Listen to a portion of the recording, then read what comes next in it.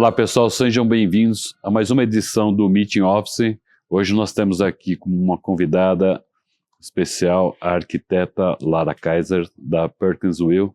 Lara, seja bem-vinda, obrigado pelo aceite, obrigado por compartilhar com a gente sempre. Obrigada a vocês pelo convite, é uma honra estar aqui. Compartilhar conhecimento, experiências, acho que é sempre importante, nos motiva a estar. Eu queria provocar, né, o início dessa trajetória, porque você vem de uma família de médicos e de arquitetos. Uhum. Aí você foi para a arquitetura hospitalar. Uhum. Almoço de domingo em casa.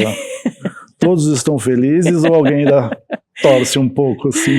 Não, eu acho que de forma geral acabou agradando a gregos e troianos, né? Porque entrei para a arquitetura hospitalar, então acaba que eu trabalho nos hospitais para prover o melhor para a parte médica da família, né? Isso foi muito esperado aí pelas tias, né? Então são tias arquitetas, urbanistas, minha mãe que é designer de interiores e as que são médicas, pediatra e cardiologista, né? Então cresci nesse meio e também cresci comendo muito pó em obra junto com a minha mãe. Eu acho que isso na infância trouxe um pouco de repudia ao setor no sentido, eu não quero ficar a minha vida inteira comendo pó, né? E eu ficava todos os sábados e domingos porque minha mãe vivia em obra e tudo mais. E a relação dela no meio da residência, que é o que ela fazia, é muito pessoal, né? Então eu assistia a esses desafios, né? Da psicologia e de como tratar o cliente. Não que eu não faça isso hoje, né?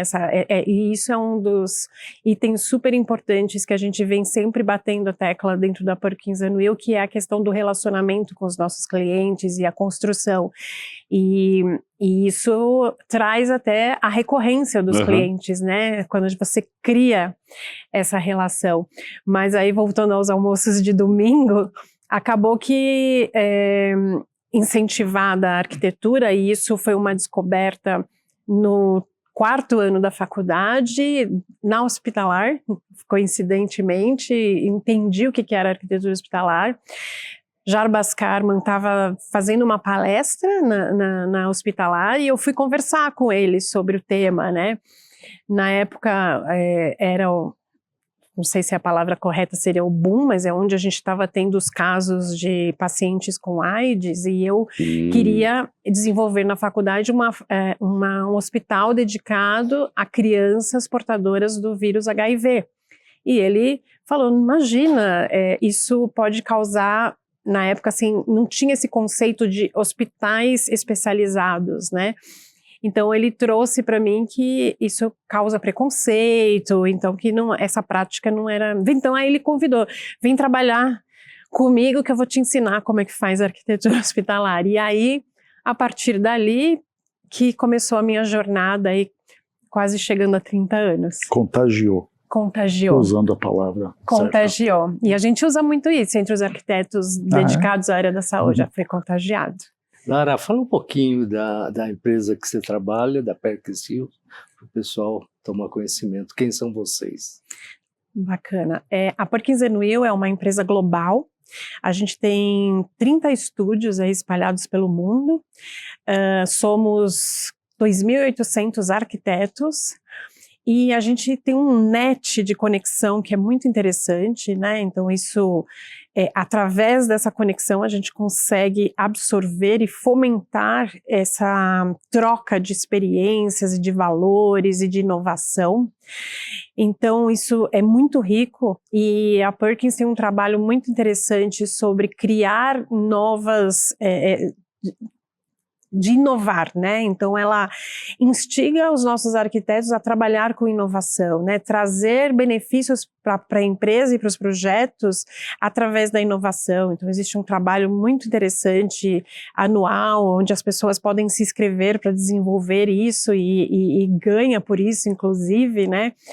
E, além disso, acho que os 3 pontos que são os pilares da empresa é a operação, né? Então, é a organização. Então, a gente percebe, por ser uma empresa global, o quanto é organizado, né? E tudo isso. Então, como que os padrões, eles nos ajudam a ter resultado. E aí entra um pouquinho da parte financeira também, né? Então, a gente tem os líderes globais, que atuam, eu costumo dizer, como se fosse um personal trainer.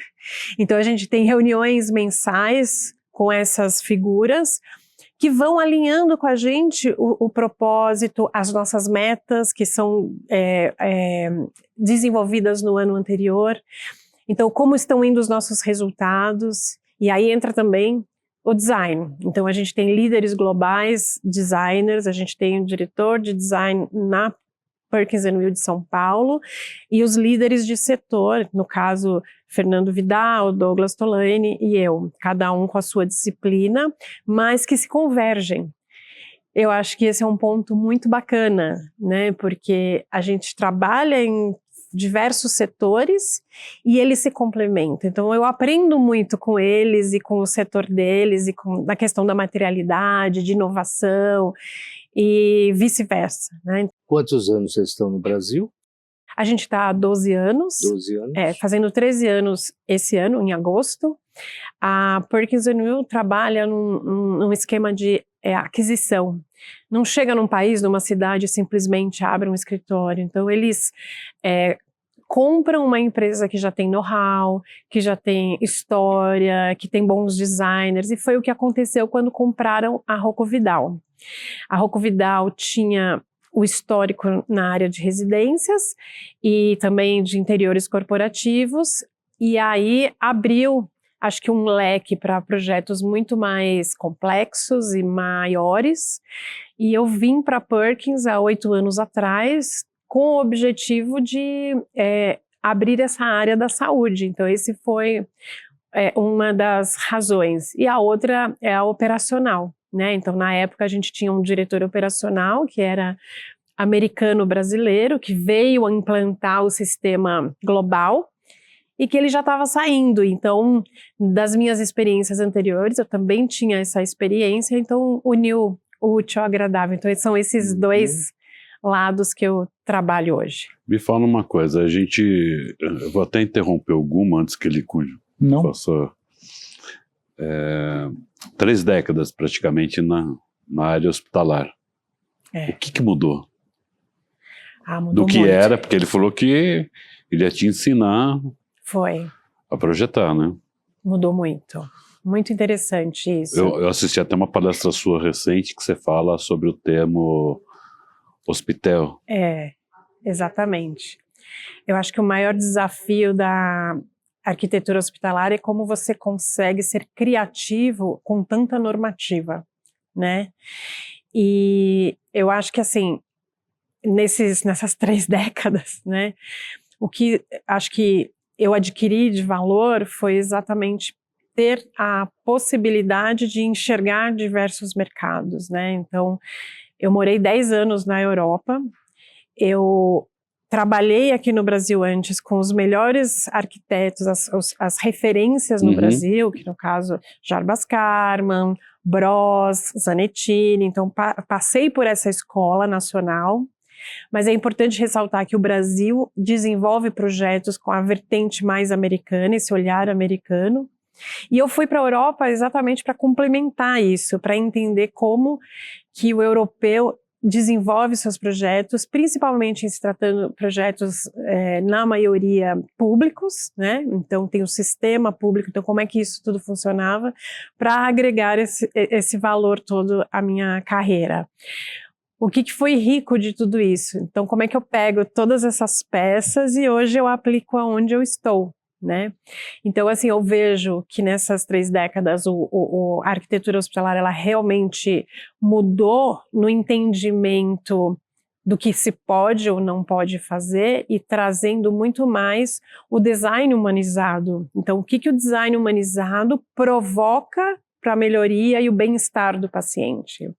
Então, as aplicações da materialidade, então não é necessário que seja tudo branco. Sim. A gente usava muito aquele amarelo ovo, né?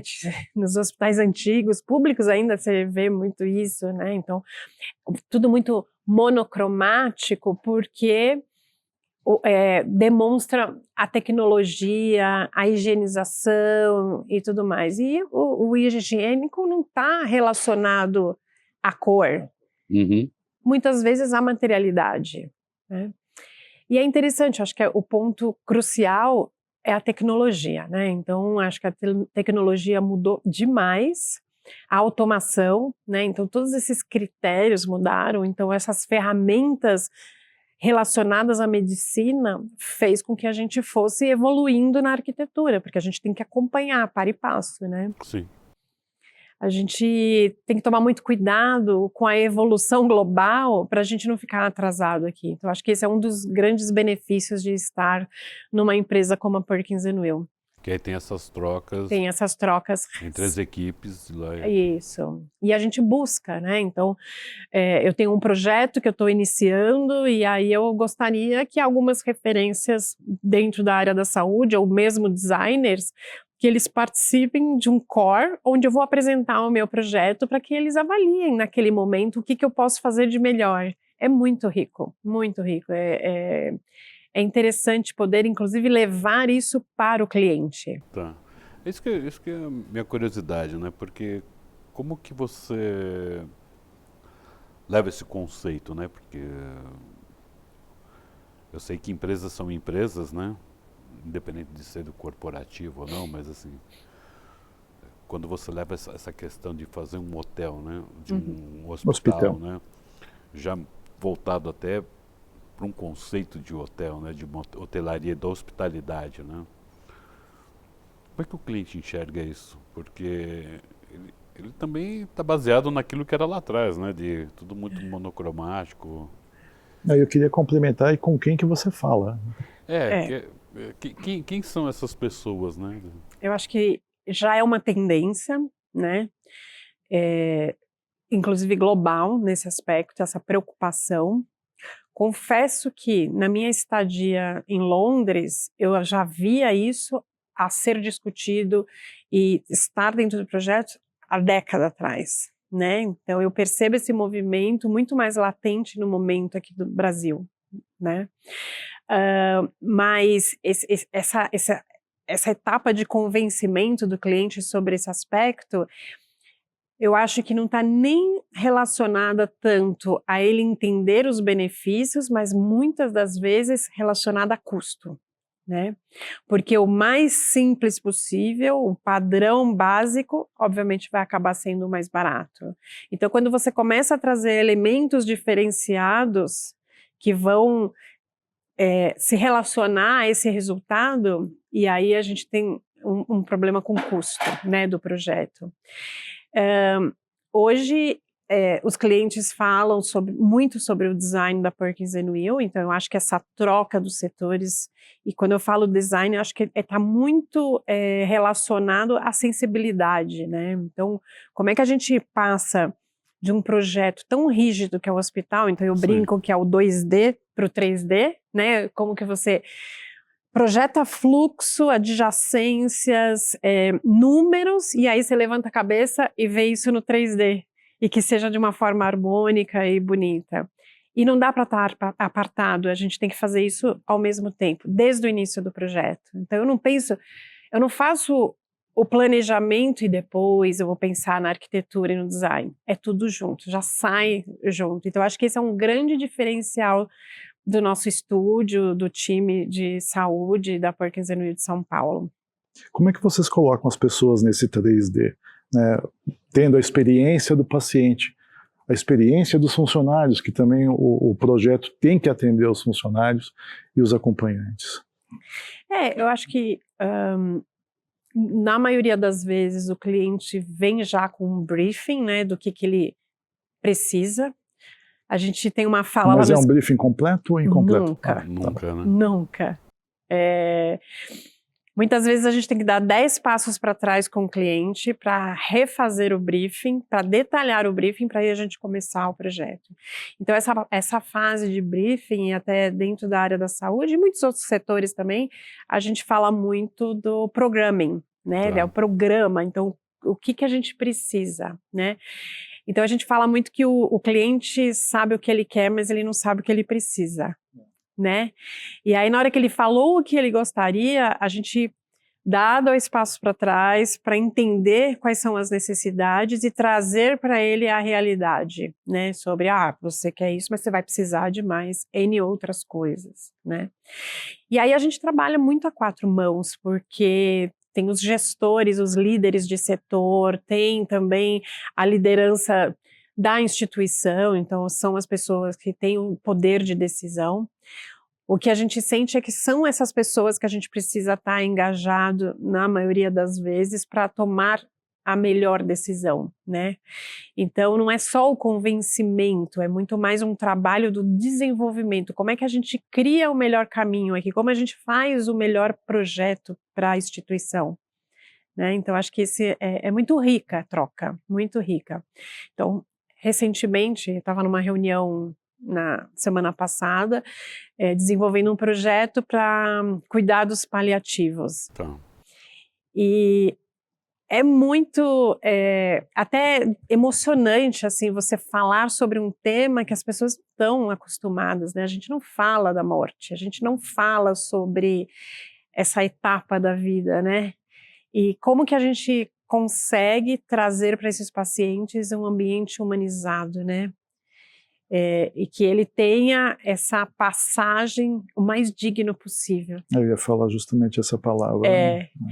Então, é tão sensível e ao mesmo tempo tão rico, que por mais que seja um projeto às vezes pequeno, são os que mais movem a gente, né? Por exemplo, uma outra experiência recente foi um hospital dedicado a crianças, né? Então, outro ambiente, né? Então, como que a gente cuida dos pequenos, né? O tempo de estadia das crianças no hospital, na maioria das vezes, é muito maior. Eles ficam, às vezes, semanas, às vezes meses, a depender do que for o tratamento. E aí a gente passa a olhar o hospital como a casa desse paciente, não é nem o hotel, é a casa, né? Então, como que esse paciente, esse pequeno paciente, vai se sentir em toda essa etapa que ele está confortável por estar ali. Então é colocando o nominho na porta, escolhendo a cor da luz, então a gente traz vários artifícios para ele conseguir ser o dono daquele espaço, pelo menos durante a estadia dele. E você tem que abrigar os pais, né, a família, né?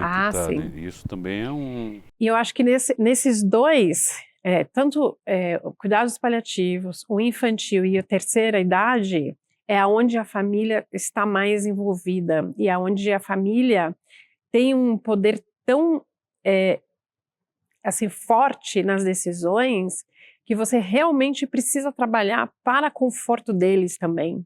Mas eu tenho uma amiga, a mãe dela faleceu recente, né, por idade e tudo, e também acabou indo para uma clínica, né, vamos dizer assim, até porque não tinha como ser tratada dentro de casa com enfermeira, chegou num certo momento. Mas o que fez a decisão dela foi justamente o conforto que os familiares tinham para visitar, né, a mãe e vó, né? Então, assim, você percebe que a família se sentindo confortável com aquilo, né? E com o cuidado com o paciente, né? Fez toda a diferença em opção de locais. Porque é um momento triste para todo mundo, né? Porque a pessoa está no fim, né? Você não sabe se vai ser hoje ou daqui 1 ou 2 anos, né? Exato. Porque acho que também tinha uma preocupação, e existem famílias e famílias, né? Uhum. Tem famílias que quer despachar, né? Que não quer ter o problema em casa. Aí encontra um depósito para a pessoa. Uma pergunta, Lara. Os mesmos fundamentos da arquitetura de hospital são aplicados na área de clínicas e de laboratórios? E são os mesmos fundamentos básicos? Ou são totalmente diferentes? Acho que talvez na teoria deveria, mas na prática não. Então, acho que clínicas, laboratórios, a rotatividade é muito grande. Então, acho que muitas das vezes o excesso do conforto não é o ideal, Não porque é você ideal. precisa, meio McDonald's, né? Tipo, precisa rotatividade. Confortável, mas eficiente, né? Rápido. Confortável, mas eficiente. Agora, teve uma fala de um cliente nosso há pouco tempo que eu achei bem interessante. Ele falou para mim assim, a gente precisa cuidar dessa questão da humanização, da hotelaria, porque o hospital também não pode se tornar um espaço instagramável. E é verdade, porque você precisa ponderar entre a eficiência, a tecnologia e toda a parte da limpeza, asepsia e tudo mais, com a hotelaria, né? Então você precisa ter os dois. E tem a questão de certificações hoje, né? Ah, sim. Isso... Exatamente. Elas ajudam, mas também desafiam. Desafiam. Não vou falar que cria obstáculo, vamos colocar aqui. Desafia a criatividade, né? Exatamente. Eu acho que ela desafia, e isso é muito bom, é inspirador, né? Então, falando aí sobre selos, a gente fala muito da sustentabilidade, né? Então, eu não preciso de um selo para ser sustentável. Eu preciso ser sustentável para, quem sabe, ter o selo, né? Então, como é que eu crio critérios dentro do meu conceito do projeto para eu já aplicar tudo isso de antemão, né? E aí, bacana, depois eu vou atingir algo que seja o que o cliente quer ou não.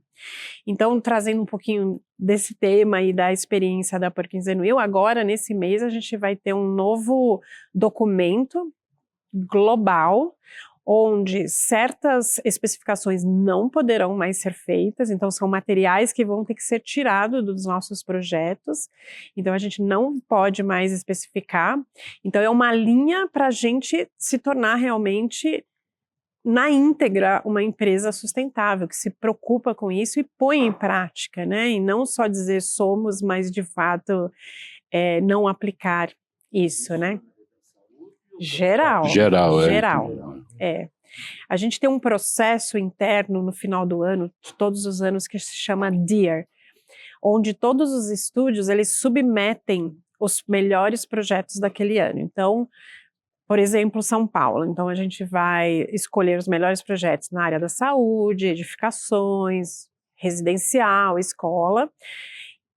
Após isso ser submetido, vai para uma plataforma onde globalmente as pessoas votam, e aí tem todos os critérios, né, o porquê da pontuação, e aí isso, ele diminui assim num funil, onde a liderança global vai discutir esses projetos, que acaba sendo indicado o melhor projeto daquele ano.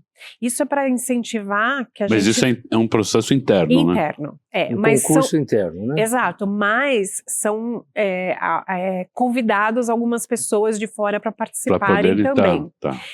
E isso é muito interessante porque ele estimula a gente a cada vez fazer o melhor. Então, por exemplo, esse ano, os projetos que não tiverem aplicados esses novos critérios de sustentabilidade não vão poder ser submetidos. Isso é global? É uma norma global. Então, a gente tem que aplicar em todos os projetos novos e os recém...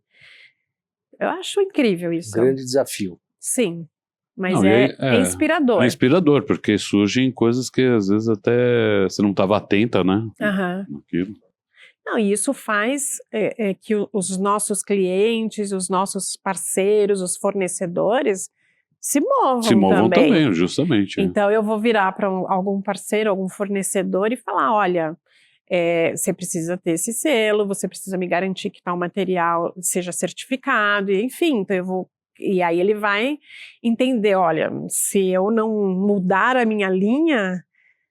essa empresa pelo menos não vai mais especificar. Eu lembro, eu acho que eu vi uma entrevista tua que você falava que, de forma geral, os projetos, no caso da área de saúde, eles não são tão diferentes. Uhum. né? E aí você citou a questão dos materiais, que era uma parte que é um item muito complexo. Além dessa questão de materiais, o que também é mais desafiador dentro de um processo, de um projeto? Porque envolve muitas coisas, né? Cores, iluminação, acústica. A gente busca, dentro da concepção do projeto, algo que vai nos dar o caminho para inspirar a materialidade, as cores e a próprio volume da edificação, né? Então, seja o entorno, né? Então a gente vai buscar o que o entorno oferece, o que tem de inspirador. Às vezes tem um parque, a gente busca o histórico do bairro para ver se tem alguma referência interessante que a gente possa trazer para esse storytelling. Então a gente cria um storytelling bastante fortificado para, inclusive, contar como que a gente concebeu esse projeto para o cliente. Foi a partir do quê? Né?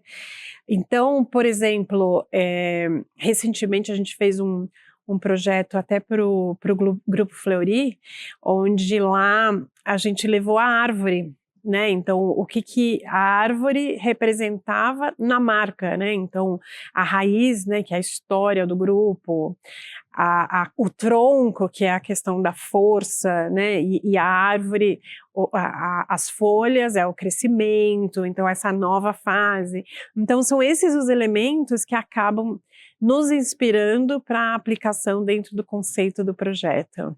Sempre que eu vou no hospital, eu sou um cara hipocondríaco, então assim, eu já fico meio perdido.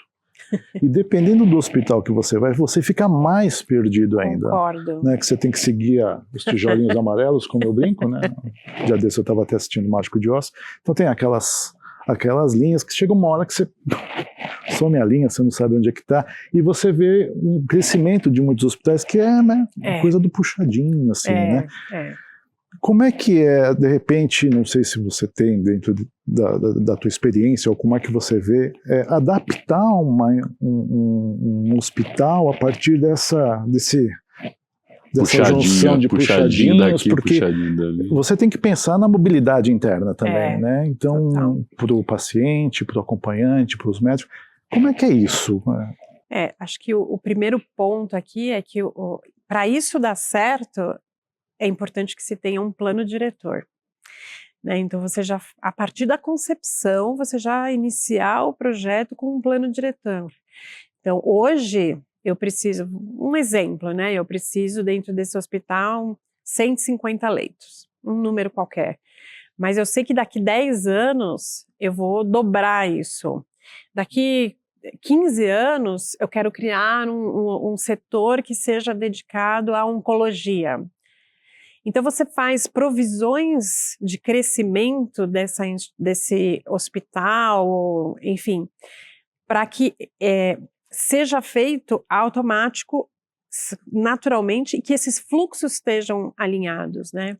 Por isso que a gente fala que dentro da área da saúde precisa ter muita flexibilidade, né? Então, a gente usa muito os eixos, né, para nos conduzir à melhor aplicação da planta, da colocação desses ambientes. Então a gente trabalha muito numa malha que vai crescer e ela vai ter essa multiplicação que vai contribuir para a gente não ter esse tipo de desafio. Mas aí a gente tem os hospitais antigos e que precisam ser reformados e que precisam ser ampliados, e aí a gente tem que adaptar. Não é fácil, né? A gente tem aí referências muito importantes aqui em São Paulo, Brasil, hospitais bons, né, de nível alto, e que a gente lidar com esse desafio mesmo da comunicação visual. É o plano diretor que norteia todo a estrutura. É o plano diretor que norteia tudo. Então ele ajuda. O programa, né? O programa. Então, mesmo que esteja pronto, é interessante que o hospital, a instituição, ela use o plano diretor até para as futuras ações, né? Então a gente trabalha muito com o crescimento hospitalar. Então isso diz muito, né, para essas tomadas de decisões. Tá. Agora, assim, eu cubro a área de recursos humanos há mais de 20 anos, então, assim, eu não posso deixar de perguntar em relação aos funcionários de um hospital. Como é que é criar espaços para os funcionários, assim, pensando neles? Não digo só na questão da mobilidade do trabalho em si, mas assim da área de descanso, área para comer, para bater papo, para descontrair. Como é que vocês pensam? Ou os hospitais não pensam para vocês? Pensam que vocês não vão pensar ou pedem para não pensar?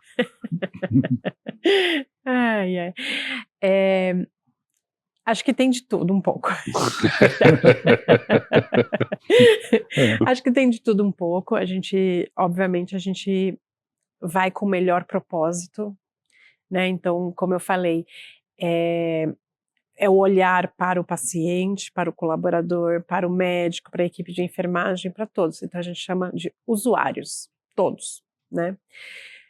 Na minha experiência em Londres, eu vivi isso muito latente, porque para você implantar um hospital, você tinha que fazer reuniões com os vizinhos, né? Então, com o bairro. Qual a expectativa das pessoas que moram ali, que estão percebendo que ali vai crescer um hospital? Trazer a comunidade para contribuir, ajudar nesse novo conceito, para que esse hospital ele seja aceito pela comunidade, porque não é fácil. Você chega ali e traz um trambolho cheio de ambulância, um movimento totalmente atípico, e que as pessoas vão ter que se adaptar a isso. Além disso, então, é o macro para o micro, né? Então, é o usuário que está no entorno do hospital, mais o usuário que vai estar dentro do hospital. Então, é conversar com os colaboradores. Qual é a sua expectativa? Então, essa conversa, ela é muito rica, né?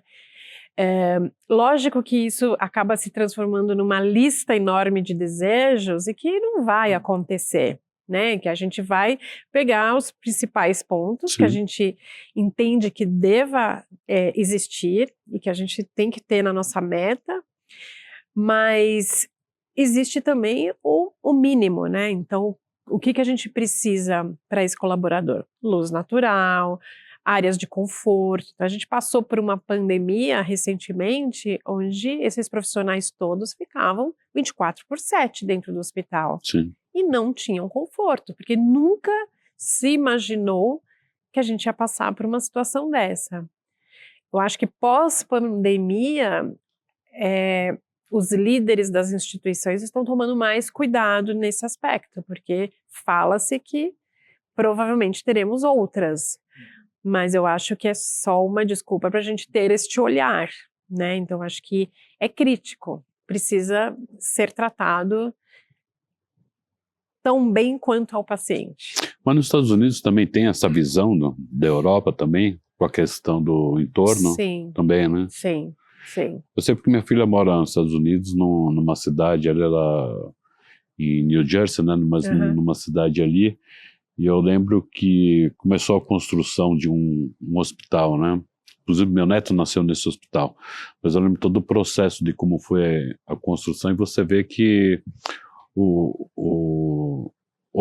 eu percebi isso, né, que a comunidade, né, de uma certa forma participa, né, porque a cidade onde ela mora sei lá, deve ter 10 mil habitantes lá, então.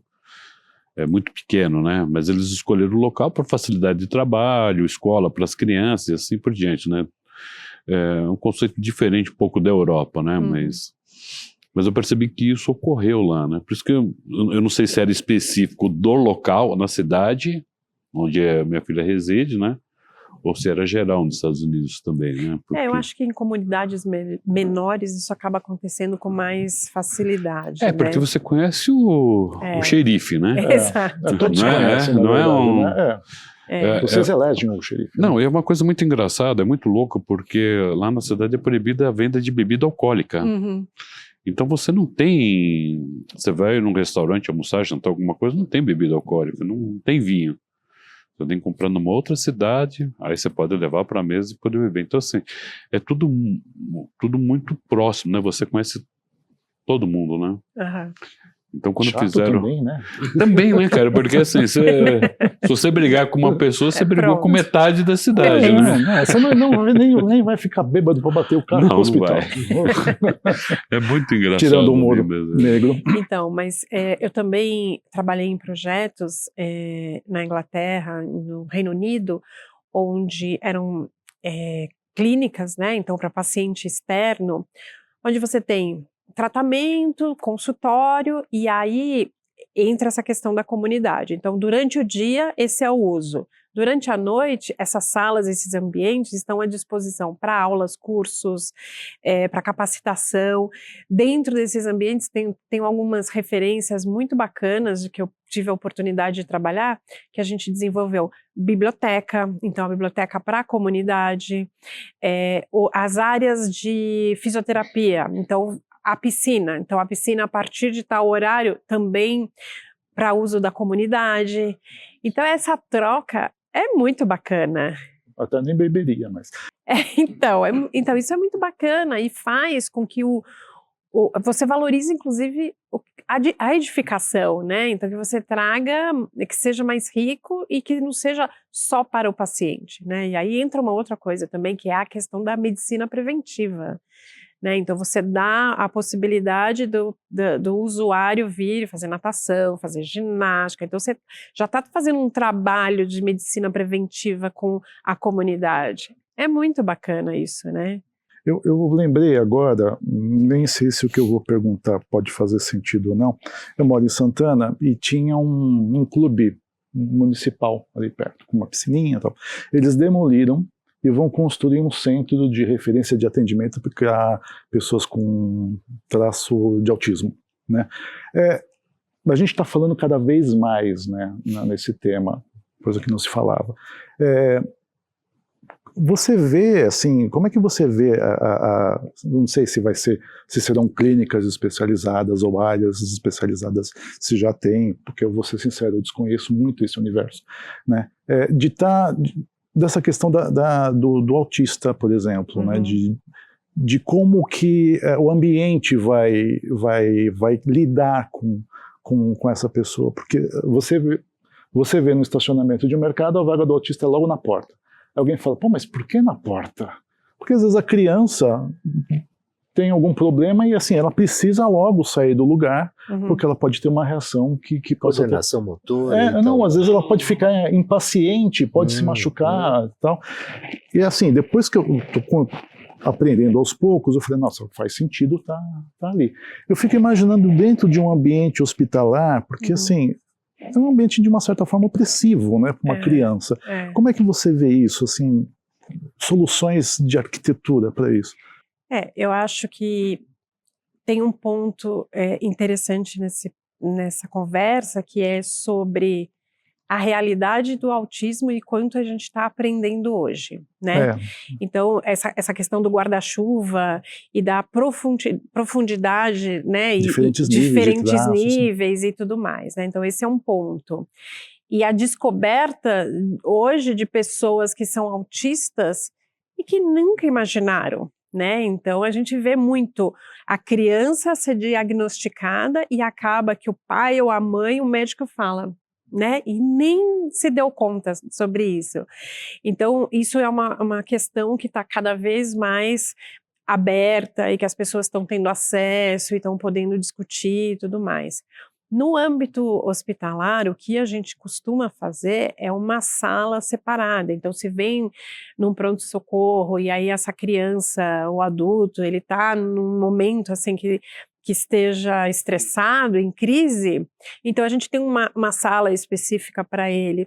Não só para ele, mas até para outras disciplinas também, né? Então a gente sempre tem esse espaço. Agora eu acho que no final das contas, a gente precisa tratar tudo com mais naturalidade possível, que é para inserir as pessoas e para as pessoas também aceitarem cada vez mais, né? Aprender como lidar e tudo mais. Porque na escola, hoje em dia, eu vejo minha filha, por exemplo, assim, diversos anos, sempre tem uma criança especial na sala de aula, e como que esses alunos lidam, cuidam, ajudam e tudo mais, ou vice-versa. Então, eu acho que isso está muito latente, né? Então, a sociedade talvez esteja aceitando mais, e aí acaba que a exposição esteja cada vez maior, né? Então, está mais comum, né? Eu estudei num colégio Montessori, né? Então, Montessori você acaba tendo pessoas especiais, né? Eu era uma delas, porque eu fui expulso de todos. Eu percebi isso. Eu fui expulso de todos.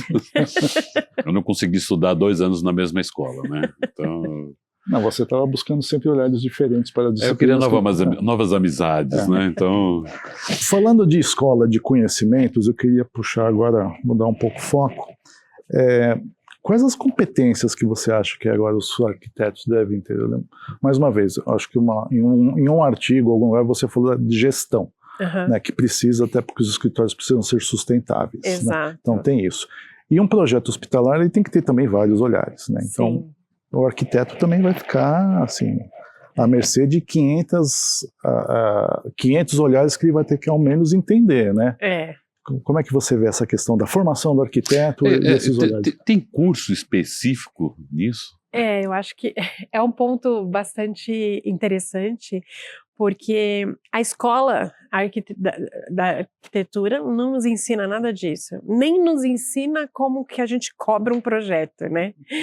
Então a gente não tem isso, a gente não tem como organizar um escritório, né? Como cobrar, como fazer o gerenciamento, a gente não aprende no curso de arquitetura e urbanismo, não tem nada disso. Então, o que eu busquei, eu fiz uma pós-graduação em gestão, foi exatamente esse outro lado. Então, foi assim, foi um pouco natural, assim, acho que até empírico da minha parte, na época, quando eu decidi fazer isso, não foi impulsionado por uma necessidade, acho que foi muito natural de querer ver esse lado e aprender um pouco para aplicar isso dentro do meu dia a dia de trabalho. E aí eu percebi todos os benefícios sobre esse aspecto, porque aí você consegue ter uma visão 360, né? Não só do projeto arquitetura, porque quando a gente está só na arquitetura no projeto, é uma delícia, né? Então deixa a vida me levar. E o projeto ele não acaba, né? Porque ele sempre tem um pouquinho de melhora, né? Então, na hora que você determina que aquele projeto precisa ser terminado em tantas horas, em 500 horas, por exemplo, aí você já vê o final, né? Aí você fala, putz, a criação tem um tempo determinado, né? Então você não fica naquela coisa, vira, põe de ponta cabeça, não. Aí você percebe assim, que tem que ter uma hora, precisa parar. Exatamente isso, para se tornar sustentável, né? Então acho que em décadas passadas, são poucos os escritórios que eram sustentáveis, que tinha esse viés, né, da organização. E voltando um pouquinho do início, a essa organização da operação versus financeiro e o design, precisa ter esse equilíbrio, e sem perder o design, né, que eu acho que é o core. Falando ainda de visão, bom, você ficou um tempo na Europa, pela empresa você tem contato com profissionais de todas as partes do mundo, você esteve no Japão recentemente. O que é que você traz de cada um desses países e da cultura húngara para o teu trabalho? Cultura húngara é a comida. Então, a parte de refeitório. A comida é maravilhosa, né? Então tem o agridoce que eu adoro, as sobremesas, enfim. Então um dia eu vou te convidar, vou fazer um almoço para você. Então acho que isso é delicioso, né? Então acho que entra um pouquinho até do paladar. Então quando a gente fala de hospitais hoje em dia, muitos hospitais têm uma referência até de chefes, né? Então é mais um ponto importante, é uma cozinha para esse chefe específico determinar o cardápio que vai de novo trazer o bem-estar do paciente, né? Eu nessa minha vivência desses 10 anos de Londres, foi muito rico porque você está lá no centro da cultura, do design, então é uma coisa muito pulsante. E o acesso a todos os milhares de países que tem no seu entorno é muito fácil, né? Então, confesso que no início, quando eu mudei para lá e logo comecei a trabalhar na empresa que eu trabalhei nesses 10 anos, olhando o arquiteto formado na Europa, certas horas eu ficava só escutando, pelo tanto que eu tinha que aprender, na questão cultural mesmo, de conhecimentos gerais, dos diversos mil profissionais e arquitetos e designers e artistas que esses arquitetos europeus nascem, né, consumindo isso, lendo livros, e os pais, entendeu? Então é muito diferente de Brasil. Acho que melhorou muito também. Acho que essa abertura, essa globalização trouxe para a gente esse acesso, né? Mas eu acho que o comportamental, né? Eu acho que todo mundo devia ter o direito de poder morar fora do Brasil pelo menos uma parte da vida, para aprender a lidar com as pessoas que são diferentes da gente em diversos aspectos, seja na comida, seja na educação, seja no aprendizado, então todos esses aspectos, né? Então, como é que eu somo? Então, a cultura japonesa, como é que eu trago isso para o meu dia a dia? Aprendi demais, foi muito, muito engrandecedor. Na verdade, são essas pessoas diferentes que você vai encontrar dentro de um hospital, por exemplo. Exato. De um laboratório, de uma clínica. Exato. E o que é pior, né? Em situações nada agradáveis. Nada agradável. Né? Tem essa questão que tem que ser levada em conta. Exatamente. E em um momento frágil e que tem que ser acolhedor ao mesmo tempo, né? Laranja está chegando ao final. Que pena. O papo é sempre rico, né, Naga? Rico, interessante. Interessante. A gente teve uma aula aqui, eu assisti já várias palestras suas, você teve com a gente recente também, e fico encantado. Mas antes de encerrar, eu gostaria de te perguntar, o que é ser arquiteto para você? Acho que transformar a vida das pessoas. Acho que trazer a melhoria do bem-estar para as pessoas. Acho que esse é o maior propósito. Me deixa muito feliz, já estou até emocionada. Acho que me deixa muito feliz poder contribuir. Acho que tem um aspecto muito importante para a sociedade. Acho que a arquitetura hospitalar mais ainda, né? Então a gente está muitas das vezes a gente está falando de usuários que estão em momento delicados, né? Então a nossa relação com o paciente é super importante, porque que isso vai contribuir. Então me sinto muito honrada por toda essa minha experiência e poder contribuir. Obrigado. Obrigada a Lara. vocês, um prazer. Obrigado, Guma, obrigado, Naga. Obrigado a todos vocês aqui que participaram assistindo ao programa e até a próxima edição. Obrigado.